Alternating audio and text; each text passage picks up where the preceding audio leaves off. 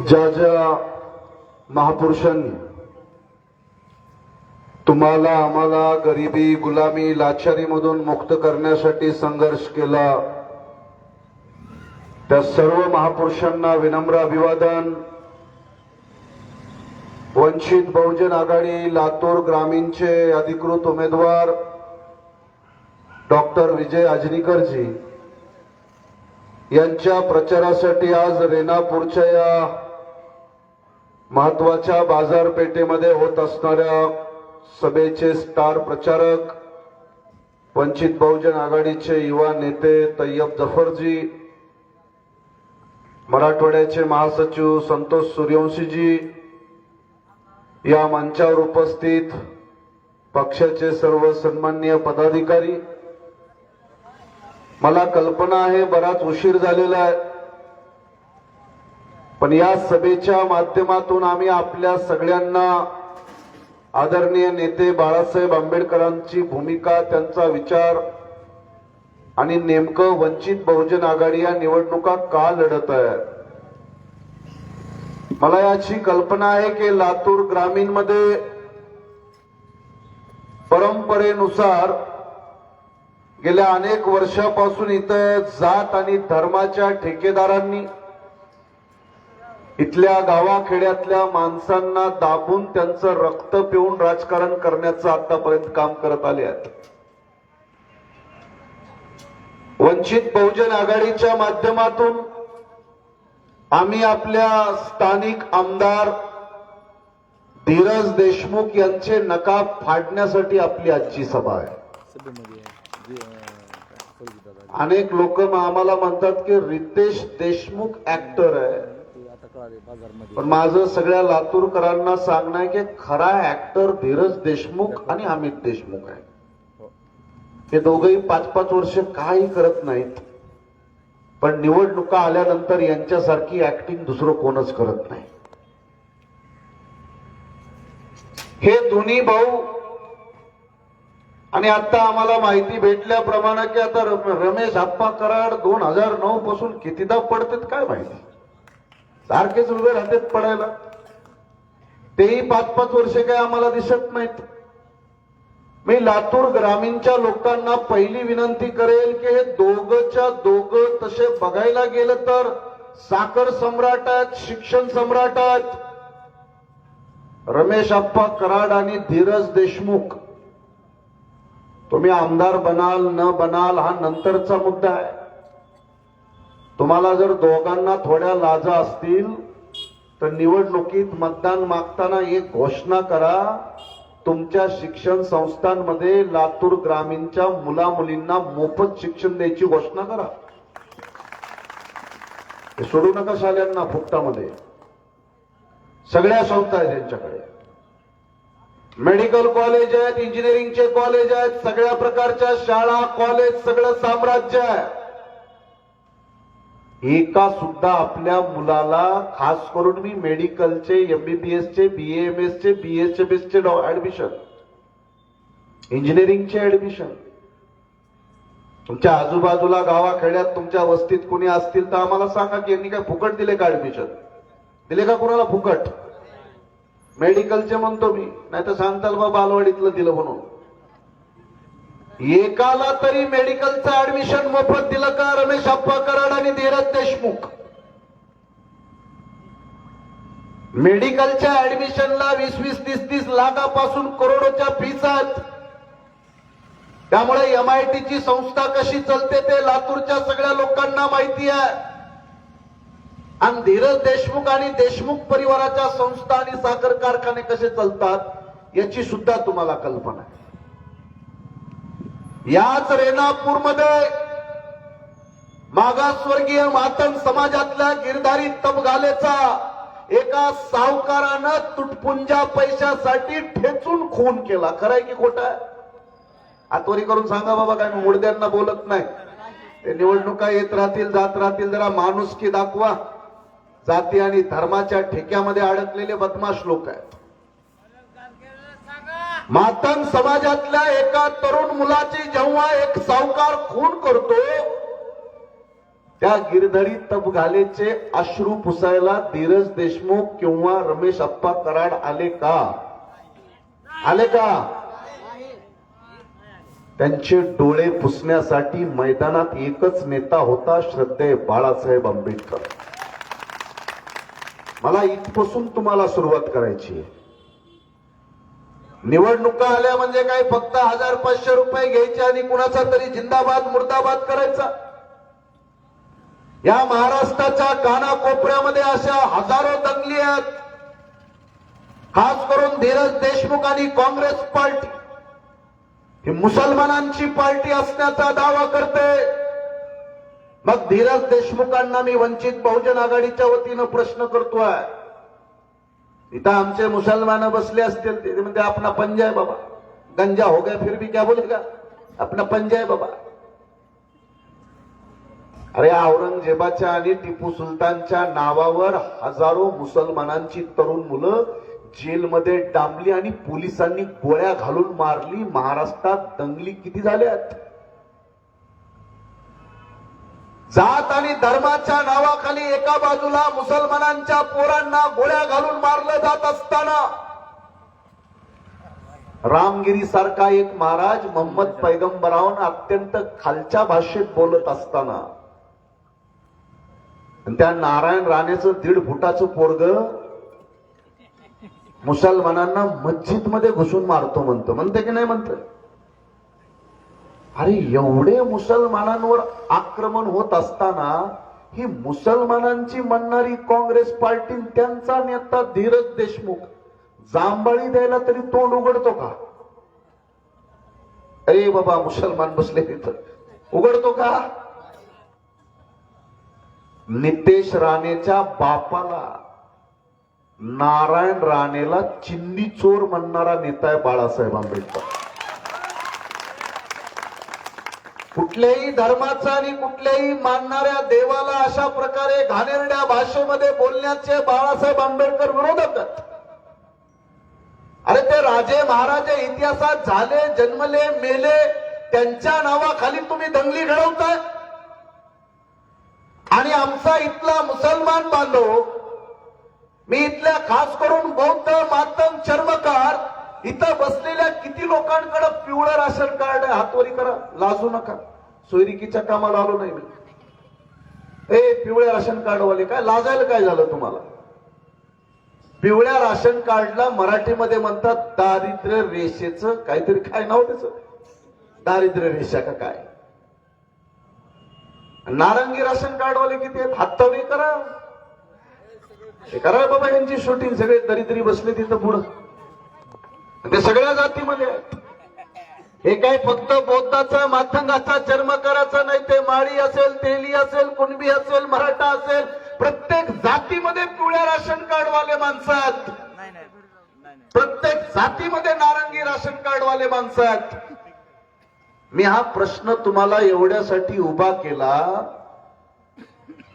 देशमुख साहेबांबद्दल आता एखाद्या मृत्यू झालेल्या व्यक्तीबद्दल बोलण्याची आमची इच्छा नाही आणि आम्ही बोलणारही नाही. पण आजही महाराष्ट्रामध्ये जवळपास 50% लोक दारिद्र्य रेषेमध्ये आहेत. आजही महाराष्ट्रामध्ये जनावरासारखं 8-8, 10-10 तास काम केल्याशिवाय तुमच्या माझ्या घरातल्या चुली पेटत नाहीत. आपल्या हाताला फोडा आल्याशिवाय, दिवसभर जनावरासारखं राबल्याशिवाय आपली घरं चालत नाहीत. मग आम्हाला प्रश्न पडलेला आहे, ज्यांना ज्यांना देशमुखांनी पाळलं, काय शब्द वापरला, ज्यांना ज्यांना देशमुखांनी उभं केलं, अशा माणसानं त्यांना मतदान देणं एक वेळ मी समजू शकतो. दिला बाबा, गॅस एजन्सी दिली का तुम्हाला? पेट्रोल पंप दिला, गुत्तेदारी दिली, काहीतरी तुमच्याकडं असं दिलं की तुमचं कुटुंब उभं झालं. असा एखादा माणूस काँग्रेसचा आणि भाजपचं काम करत असेल तर आमच्यासारख्या लोकांना असं वाटतं, अरे जाऊ दे बाबा, सोडून दे. ते धीरज देशमुखनं आणि देशमुखांनी त्याचं भलं केलं, जाऊ दे, त्याला करू दे काम, असं आम्ही पण सोडून देऊ. अरे पण गावागावामध्ये गेल्यानंतर प्रत्येक जातीमधले जे गरीब आहेत, गुलाम आहेत, लाचार आहेत, आजही ज्यांना सन्मानानं राहण्यासारखं ज्यांना घर नाही, अशा उद्ध्वस्त लोकांना मला तुम्हाला प्रश्न विचारायचा आहे. आता निवडणुकीमध्ये या धीरज देशमुखला उद्ध्वस्त केल्याशिवाय पर्याय नाही. कारण त्यांनी आम्हाला उभं केलेलं नाही. त्यांनी आम्हाला उभं केलेलं नाही. 5 वर्षामध्ये एका आमदाराला 5 कोटीचा निधी असतो. तो 5 कोटीचा 25 कोटीचा निधी कुणाच्या घशात घातलाय, तुमचे गुत्तेदार कोण आहेत ते आम्हाला माहिती आहेत ना. तुमचा पैसा कुठं येतो, कुणाकडे जातोय, सगळं आम्हाला माहिती आहे. कारण हे दोघांनाही माहिती आहे यांच्याकडे पैसा आहे आणि त्यांना हे माहिती आहे. निवडणुकांच्या 4 दिवस 8 दिवस अगोदर लोकांकडे जायचं आणि या लोकांना दारू द्यायची, मटण द्यायचं, पैसा द्यायचा, 200 रुपये 500 रुपये 1000 रुपये नाही, माणसं विकत घ्यायची. अरे तुमच्यापेक्षा मला कधी कधी मला असं वाटतं, लाज वाटते मला. एखादं बाजारामध्ये डुक्कर विकायला आणलं तर डुक्कर सुद्धा 10,000च्या खाली विकत नाही. खरंय की खोटं आहे? कुठं बाजार भरत असला तर बघा, जनावराची किंमत बरी बाबा, माणसाची किंमत यांनी 200 रुपये करून ठेवली. 500 रुपये 200 रुपये. काय तुमचं या 200 500 1000 रुपयामध्ये काय तुमचा उद्धार होणार आहे? आजपर्यंत काँग्रेसचं आणि भाजपचं राजकारण याच पद्धतीनं चाललेलं आहे. तुमच्यातले काही लोक असं म्हणतील, लय मोठे माणसं आहेत, त्यांना काही पाडता येत नाही. बरोबर ना? अरे एवढा पैसा आहे त्यांच्याकडे, हे पडणार कशी? आता पडणार कसे म्हणजे विलासराव कसे पडले होते? पडले होते की नव्हते? अरे इंदिरा गांधीला सुद्धा लोकांनी माती चारली होती प्रधानमंत्री असताना. इंदिरा गांधीला सुद्धा हरवलेलं आहे. आपल्या देशाचं राजकारणच वेगळं आहे. एक डाकू होती फुलनदेवी. कोणी कोणी नाव ऐकलंय? सगळ्यांनीच ऐकलं. डाकूचे बरे नाव माहित राहतात लोकांना. मग हे 2 डाकूच आहेत, नाही काय माणसं आहेत काय? फुलनदेवी डाकू होती, खासदारकीला उभी राहिली आणि जिंकली. आणि किरण बेदी पोलीस ऑफिसर होती, निवडणुकीला उभी राहिली आणि पडली. खरंय खोटं आहे? असा आपला देश आहे. आपला देश तमाशानं बिघडत नाही आणि कीर्तनानं सुधरत नाही. इंदोरीकर महाराज बेजार झालं कीर्तन करू करू. काही नाही, काय कीर्तन करायचं ते करा. ते आहे आपलं. आता ते जरांगे पाटील किती किलोच आहे? 40 किलोचा माणूस आहे. रोज तलवार घाशीत होतो, ऐसा करूंगा वैसा करूंगा. आज म्हणते मी काही निवडणूक लढत नाही बाबा. करायची खोट आहे?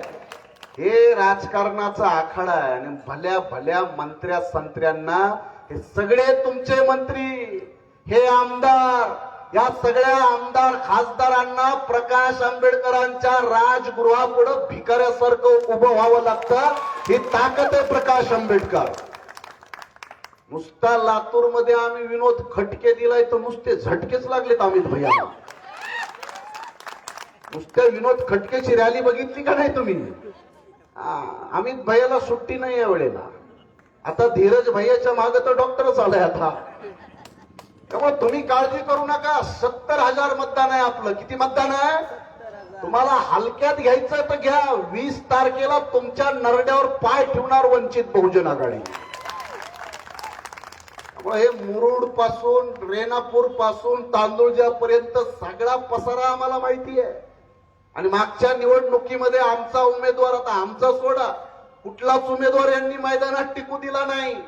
वंचित बहुजन आघाडीच्या कार्यकर्त्याला 5 रुपयाचा चहा पाजायची सुद्धा गरज नाही. धीरज देशमुख, या निवडणुकांमध्ये लाखोची मतं, फुकट मतं घेणारी पार्टी आहे वंचित बहुजन आघाडी. आम्ही फुकट घेतो रे. तुला एक ना एक माणूस विकत घ्यावा लागतो. तुझ्यावर कोणीच प्रेम करत नाही, पहिल्यांदा समजून घे. वंचित बहुजन आघाडी आणि प्रकाश आंबेडकर महाराष्ट्रातला एकमेव नेता आहे की ज्यांच्याकडून 1 रुपयाचा चहा न पिता सुद्धा ज्यांना 40-40 लाख लोक महाराष्ट्रात मतं करतात. हे प्रेम जिंकणारा एकमेव नेता बाळासाहेब आंबेडकर आहे. त्यामुळे याही मतदारसंघामध्ये आपली पूर्ण ताकद आहे. वंचित बहुजन आघाडी पूर्ण ताकदीनं, कमीत कमी ही छोटी सभा आहे. या मतदारसंघात 150 सभा आहेत आमच्या. किती आहेत? 150 सभा गावागावामध्ये या सगळ्या जात आणि धर्माच्या ठेकेदारांचे यांच्या गाड्यान यांचे वाडे उद्ध्वस्त आणि बेचिराग करण्यासाठी वंचित बहुजन आघाडी मैदानामध्ये आहे. आणि घाबरण्याचं कारण नाही. मी स्वतः वकील आहे ना, आम्हाला बाळासाहेब आंबेडकरांचा पाठिंबा आणि आशीर्वाद आहे. बिलकुल कुणी घाबरायचं कारण नाही. त्यामुळं जो कुणी या मतदारसंघामध्ये वंचित बहुजन आघाडीच्या कार्यकर्त्याला मतदारांना तुम्ही साधं डोळं वटारून तर बघा, मग तुम्हाला कायद्याचा आणि वंचितचा दणका दाखवण्यासाठी वंचित बहुजन आघाडी इथं उभी आहे. कुणीही कुणाला भामट्यांना घाबरण्याचं कारण नाही. फक्त आपल्या सगळ्यांना माझी विनंती आहे की अरे आपल्यावर जो अन्याय आहे त्या अन्यायाला वाचा फोडायची का नाही. मुस्लिम बांधव बसले दादा, त्या कोल्हापूरचं गडबड माहितीये तुम्हाला. कोल्हापूरचा खासदार आहे काँग्रेस पार्टीचा. त्या कोल्हापूरच्या खासदाराचं पोरग, त्या पोरानं मोर्चा काढलाय मस्जिद हटाव. कुणी मोर्चा काढलाय? काँग्रेसच्या खासदाराचं पोरग. त्या विशाल गडावरची मस्जिद पाडायची काम कोण करतं? काँग्रेसच्या खासदाराचं पोरग. शरम वाटते का काँग्रेसच्या नेत्यांना? मस्जिद पाडायला यांचं पोरग आणि मारलेल्या लोकांचे डोळे पुसायला त्यांचा बाप. तो माझी पाठ खाजव, मी तुझी पाठ खाजवतो. आता मी उडाला फॉर्म, आजच उडाला. कोल्हापूरचा गेला काँग्रेसचा फॉर्म, उडाला फॉर्म. सतेज पाटील बोंबलायले आज. अरे हे धीरज देशमुखला तुम्ही काँग्रेसचा माणूस समजू नका. धीरज देशमुखच बीजेपीचा पेरलेला माणूस आहे. मतदान कुणाला करते ते बघितलं का नाही तुम्ही? काँग्रेसवाल्यांनी लिस्ट दिली गद्दार आमदारांची. आमचे 12 आमदार फुटले. कुठं फुटले? कोण फुटले? जे अशोक चव्हाण गेला बाहेर गेला, अशोक चव्हाण बाहेरचा, हे पेरलेले आहेत. जेव्हा एक बौद्ध समाजाचा आमदार चंद्रकांत हांडोरेला आमदार बनायची निवडणूक होती, धीरज देशमुख आणि अमित देशमुखला व्हीप काढला होता काँग्रेसनं की अरे ते बौद्धाचा आमदार आहे बाबा, त्याला मतदान करा. हे दोघं भाऊ मतदानाला आले नाहीत आणि त्यांनी मतदान केलं नाही. इतके घोर जातीवादी असल्याचा यांचा पुरावा तुम्हाला कळणार नाही. अनेक आपले लोक बुडण्या शेंड्यान खांद्यावर झेंडा घेऊन आपले मिरवत राहतात. जात आणि धर्माचे ठेकेदार आहेत. म्हणून इथं उपस्थित सगळ्या जाती धर्मातल्या लोकांना आमची विनंती आहे, हा प्रश्न फक्त जातीचा आणि धर्माचा नाही आहे, माणुसकीचा प्रश्न आहे.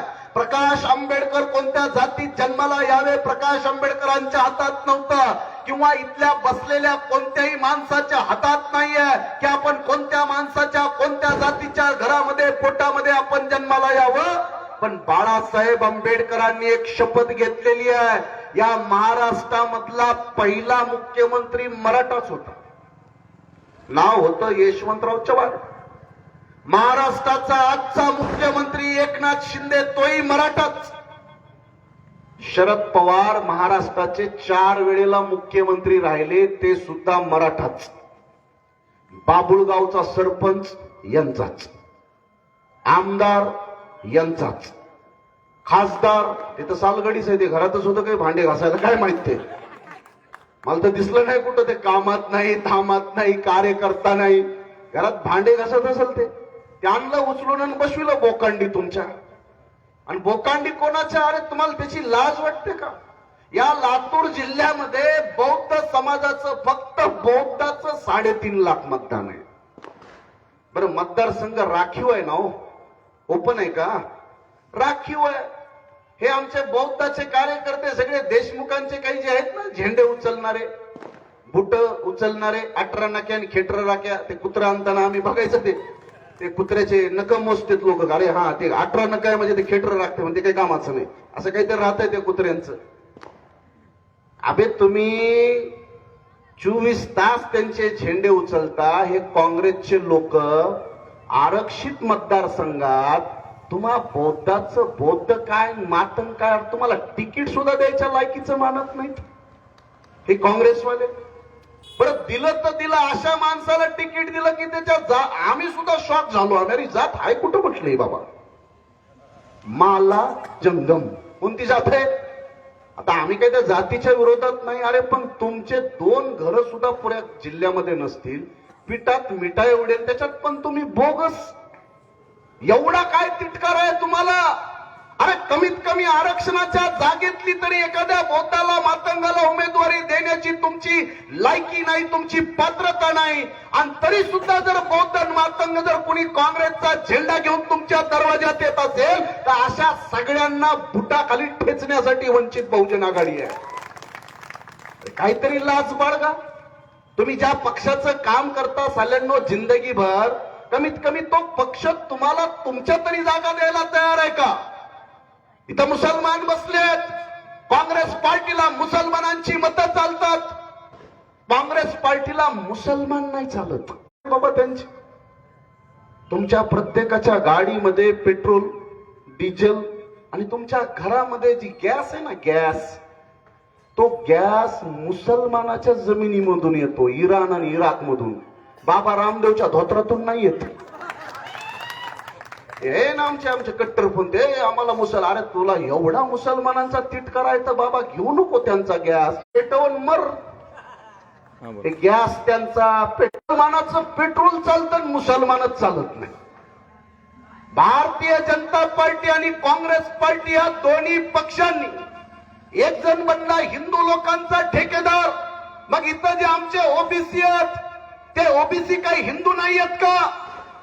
मी इथल्या ओबीसीला, माळ्याला, तेल्याला, कुणब्याला, त्याला एनटी, डीएनटी, एसएनटी, व्हीजेएनटी म्हणतात, त्या सगळ्या आमच्या ओबीसींना माझी विनंती आहे, अरे तुमचेच पोट भरले नाही, हे महाराष्ट्रातले ज्यांना बाळासाहेब आंबेडकर निजामी मराठे म्हणतात, काय म्हणतो त्यांना आम्ही? निजामी मराठे. मराठा खानावळ यांची, ही पार्टी त्यांची, ती पार्टी त्यांची. अरे ते बिचारे ओबीसी, त्याच्यावर रोहिणी आयोग आला, रोहिणी आयोग, आणि रोहिणी आयोगानं सांगितलं की महाराष्ट्रामध्ये 374 पैकी कमीत कमी 200 जाती अशा आहेत की ज्यांना आरक्षणाचा कसलाही फायदा झालेला नाही. त्या बिचाऱ्या ओबीसींना आजपर्यंत आरक्षण भेटलं नाही, त्या आरक्षणाचा फायदा नाही, आणि त्या ओबीसीच्या आरक्षणातलं त्यांच्या ताटातलं वरबाडून खाण्यासाठी तुम्ही मध्ये येता. ग्रामपंचायतमध्ये मराठे, मुख्यमंत्री मराठे, साखर सम्राट मराठे, सगळं महाराष्ट्र तुमच्या ताब्यात असताना या तेलीमाळी, कुणबी, हटकर, धनगर, सुतार, लवार, नावी, धोबी, अरे यांच्याही ताटावर तुमचा डोळा असेल तर बाळासाहेब आंबेडकर ते चालू देणार नाहीत. मान्य नाही आम्हाला ते. मराठा समाजाला स्वतंत्र आरक्षण द्यायचं असेल, आमचा पाठिंबा आहे, पण तुम्ही त्यांच्याच ताटामध्ये येताय. तुमच्या गावामध्ये असेल ना एखादा माळ्याचा, धनगराचा, तेली, तांबोळ्याचा, वडऱ्याचा, घिसड्याचा, पारद्याचा सरपंच झालेला माणूस असेल, नगराध्यक्ष झालेला माणूस असेल, अरे तुमच्या सगळ्यांच्या ताटावर यांचं लक्ष. कोणत्या नालायकानं बनवले? आमचं तर काही विचारूच नका. त्या नांदेडमध्ये एक बौद्धाच्या पोरानं आंबेडकर जयंती काढली. आंबेडकर जयंती का काढली म्हणून गावातल्या जातीवाद्यांनी त्या पोराला मारून टाकलं, त्याची आतडी बाहेर आली. अरे एक माणूस तुम्ही कधी डोळे पुसायला जात नाहीत, उद्या मग मी कधी देवेंद्र फडणवीस त्यांना बघायला जात नाही, कधी त्यांना नाना पटोले, राहुल गांधी, धीरज देशमुख, अमित देशमुख, कोणता नेता आहे तुमचा? मुसलमानांची मॉब लिंचिंग केली जाते, इथल्या दलितांच्या खून केले जातात, माता भगिनींचे बलात्कार केले जातात, तेव्हा कुठं जातं ना तुमचं राजकारण? तुमचं राजकारण फक्त आणि फक्त मताच्या अवतीभोवतीचं नाटक बाज तुमचं राजकारण आहे, आणि या नाटकाचे नकाब फाडण्यासाठीच वंचित बहुजन आघाडी आज मैदानामध्ये आहे. आमचा शायर म्हणतो की लगाम लगाम जुल्मों के सिलसिलों पर भी लगेगा, और जय भीम का नारा संसद के ऊपर भी लगेगा. घर के ऊपर जो तेरे लगा है नीला झंडा, तू कोशिश तो कर यार, एक दिन वो लाल किले पर भी लगेगा. तुमचं सुद्धा राज्य, अरे राज्य आणायला प्रत्येक समाजाला अधिकार आहे ना, प्रत्येक माणसाला अधिकार आहे. तुम्हाला महाराष्ट्रातल्या राजकारणातला हा जो काही कपटीपणा आहे, तो कपटीपणा आपल्या लोकांना का कळत नाही? हे सगळे माकडं या झाडावरून त्या झाडावर, हे कोणत्या पार्टीत आज आहेत आणि कोणत्या पार्टीत उद्या आहेत, तुम्हाला काही कल्पना आहे का? सगळ्या महाराष्ट्रात सगळ्यांच्या मागं ईडी सीबीसीआयडी लागली, धीरज देशमुखच्या मागं लागली का? ते चुपचाप जाऊन बटन दाबते म्हणते मी तुमचाच आहे. अमित देशमुख, धीरज देशमुख ज्यादा फड़फड़ करने का नहीं, फड़फड़ किया तो ईडी पीछे लगेगा. त्यामुळे तुम्हा सगळ्यांना माझी विनंती आहे की हे सगळे बगल बच्चे एकच आहेत. यांच्या राजकारणाला फसू नका, यांच्या राजकारणाला बळी पडू नका. वंचित बहुजन आघाडीचा या लातूर ग्रामीण मध्ये 70,000पेक्षा जास्त मतदार प्रकाश आंबेडकरांना मानतो, हे मी आपल्या सगळ्यांना जाणीवपूर्वक सांगतोय. मागच्या निवडणुकीमध्ये आमचा उमेदवार प्रचाराला कमी पडला, गावागावात आम्हाला पोहोचता आलं नाही, पण या वेळेला आमचा डॉक्टर पूर्ण गावागावामध्ये आमची जयंत यंत्रणा लागलेली आहे. 5, 25, 50 गाड्या पूर्ण मतदारसंघामध्ये फिरतात. मी आपल्याला खात्रीनं सांगतो, या दोघांच्या भांडणामध्ये वंचित बहुजन आघाडीचा विजय या मतदारसंघामध्ये होईल. आणि त्यांना वाटत नसेल तर आमच्यासाठी आणखी चांगलं आहे, नाही वाटू द्या, काही हरकत नाही. पण आपण सर्वजण ही निवडणूक, जितके ओबीसी आहेत, तुम्ही म्हणाल रमेश आप्पा कराड ओबीसी आहे, तर ते आप्पा काही ओबीसी बीबीसी नाहीत, ते RSSचे माणसं आहेत. बीजेपी ही आपल्या ओबीसीच्या आरक्षणाच्या विरोधात आहे. बीजेपी आपल्याला सपोर्ट करणार नाही. फक्त प्रकाश आंबेडकर ओबीसीच्या आरक्षणाची लढाई लढतात. म्हणून प्रकाश आंबेडकरांचा आमदार निवडून पाठवला तरच मराठ्यांची जी ओबीसी मध्ये घुसपेट करण्याची प्रक्रिया चालू आहे, त्या प्रक्रियेला दमखम करून रोखणारा एकच नेता आहे, आदरणीय बाळासाहेब आंबेडकर. दुसरं कोणी रोखणार नाही. आपल्या सगळ्यांना माझी विनंती आहे, ही लढाई आपल्या आरक्षणाची आहे. इथं बसलेले तमाम लोक आहेत, सगळ्यांचं आरक्षण धोक्यात आलेलं आहे. सगळं आम्हालाच खायचंय, आम्हालाच वरबडायचंय, सगळं आम्हालाच पाहिजे, आमच्याच घरात पाहिजे. म्हणजे 2 भाऊ तर झाले, आता 3रा भाऊ जो आहे यांचा, त्या 3ऱ्या भावाला तिकडं औषधाला नाही तर निलंग्याला उभं करा आणि वहिनीला बी करा, सगळं कुटुंब तुमचंच. अशा पद्धतीनं या लातूर जिल्ह्यामध्ये जी काही हुकुमशाही चालू आहे, त्या हुकुमशाहीला आपल्या सगळ्यांना, मी जे बोलतोय ते पटत असेल तर हातवरी करून सांगा फक्त. मी काही निवड नुसतं भाषण करायला आलेलो नाही. तुमचं बटन कुणाचं दाबायचं तुमच्या हातामध्ये, बटन काही साधी ताकद नाही. अरे 5-5 वर्ष गडीवर राहणारा, हेलिकॉप्टर मध्ये फिरणारा, त्या हेलिकॉप्टर मध्ये फिरणाऱ्या माणसाला गोरगरिबाच्या दरवाजात भिकाऱ्यासारखं उभं करणारी ताकद बाबासाहेब आंबेडकरांनी प्रत्येकाला दिलेली आहे. ही मताची ताकद आहे. ती दिवाळी दसरा आहे म्हणून तुमच्या घरी कुणी येणार नाही. तुम्हाला मताचा अधिकार असल्यामुळे हे देशमुख, पाटलं किंवा रमेश आप्पा कराड सारखे जितकेही दिग्गज माणसं आहेत, हे सगळे दिग्गज माणसं मतासाठी तुमच्या दरवाजामध्ये आहेत. त्यामुळे मताच्या ताकदीला समजून घ्या. आपल्या जवळ काहीच नाहीये. किती जरी मोठा माणूस असेल तरी तो काही 100 बटन दाबू शकत नाही. इथल्या करोडपत्याला सुद्धा एकच बटन दाबण्याचा अधिकार आहे आणि इथल्या गरीबातल्या गरीब फाटक्या माणसाला सुद्धा एकच बटन दाबण्याचा अधिकार आहे. त्यामुळं मताच्या ताकदीला आपण सगळेजण समजून घ्या. मला बऱ्याच गोष्टी जरी बोलायच्या असल्या, मी एक शेवटची छोटी अत्यंत महत्वाची गोष्ट सांगून थांबणार.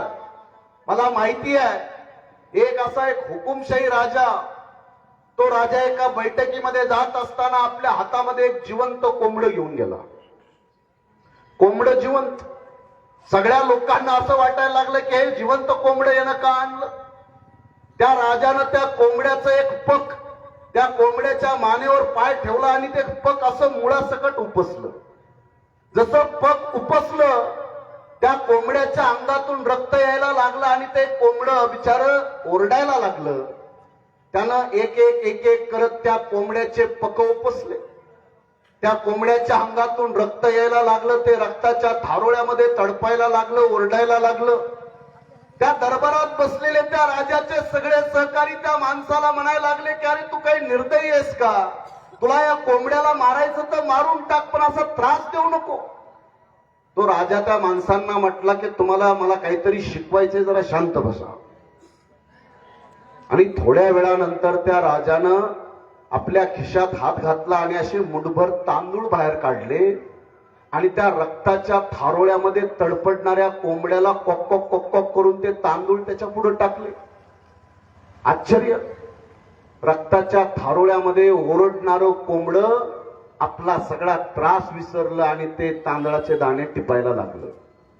त्या राजाने ते तांदळाचे दाणे टाकत टाकत टाकत आपल्या स्वतःच्या पायाच्या 2 पायाच्या मध्ये तांदळाचे दाणे टाकले. ते कोंबडं पायामध्ये घुटमळत घुटमळत ते तांदळाचे दाणे खायला लागलं. तेव्हा तो राजा त्या दरबारातल्या लोकांना म्हणायला लागला की आपल्या राज्यातली जनता या कोंबड्यासारखी आहे म्हणले. याचं 5 वर्ष रक्त प्या, याला त्रास द्या, याला प्रचंड पिळा, फक्त निवडणूक आली की याला तांदळाचे दाणे टाका, हा आपल्या पायापाशी घोटमळत बसतो. ही अवस्था आपल्या सगळ्या लोकांची झालेली आहे.